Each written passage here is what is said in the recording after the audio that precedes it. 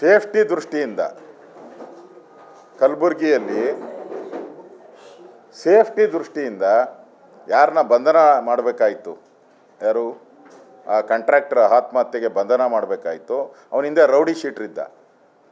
ಆ ರೌಡಿ ಶೀಟ್ರನ್ನ ತೆಗೆಸ್ತವ್ರು ಯಾರು? ಆ ಪ್ರಶ್ನೆಗೆ ಉತ್ತರ ಕೊಡ್ಬೇಕು ಕಾಂಗ್ರೆಸ್ ಅವರೇ ತಾನೇ ತೆಗೆಸಿರೋ. ನನಗನ್ಸುತ್ತೆ ಸೇಫ್ಟಿ ದೃಷ್ಟಿಯಿಂದ ಯಾರನ್ನ ಬಂಧನ ಮಾಡಬೇಕಾಯ್ತಲ್ಲ 5-6 ಜನ, ಆ ಸೇಫ್ಟಿ ದೃಷ್ಟಿಯಿಂದ ಅವ್ರನ್ನೆಲ್ಲರನ್ನೂ ಮೋಸ್ಟ್ಲಿ ಕಬ್ಬಿನ ಗದ್ದೆಗಳಲ್ಲಿ ಇಟ್ಟಿದ್ದಾರೆ.